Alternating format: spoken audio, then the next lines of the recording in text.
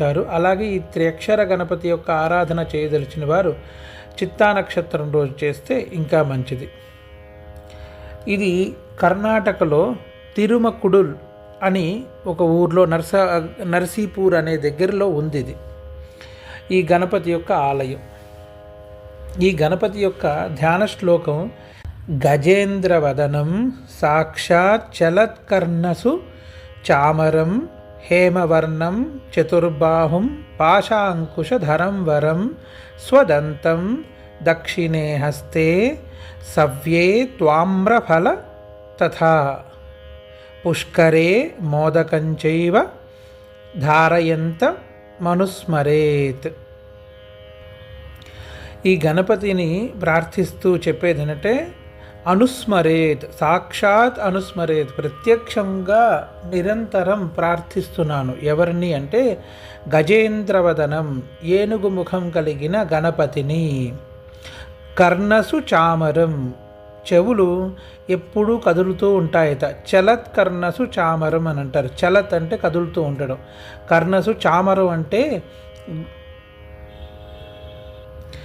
విసిని కర్ర అని మన వాడుక భాషలో చెప్పుకోవచ్చు. అలాగా కదులుతూ ఉంటాయట.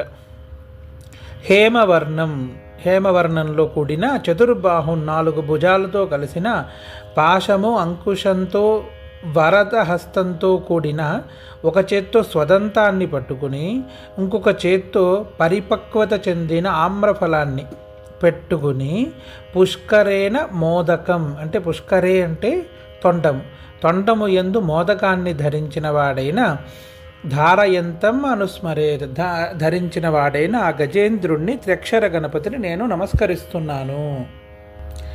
ఈ త్రియక్షర గణపతిని ప్రార్థించేటప్పుడు ఓం గం త్రియక్షర గణపతయే నమః అని కూడా చెప్పచ్చు, ఓం గణపతయే నమః అని కూడా చెప్పచ్చు అన్నమాట.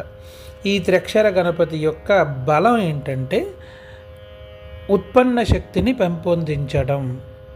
దాన్ని ఎవరైనా వ్యాపారం పెట్టబోతూ 10 మంది పెట్టిన టీ షాపై ఈయన కూడా పెట్టబోతున్నాడు. కానీ పెట్టడానికి ముందు కనుక ఈ గణపతి యొక్క ఆరాధన చేసి ఆరంభిస్తే అది సర్వసాధారణంగా 10 ఇళ్ళకి ఒక ఇంట్లో ఉండే వస్తువు అయినా సరే కొత్తగా దాన్ని ఎలా వ్యాపారం చేయొచ్చు అనే దాన్ని ప్రేరణ చెందించడంతో పాటు విద్యార్థులకి మార్గంలో ఉండే విఘ్నాలను తొలగించి కొత్తగా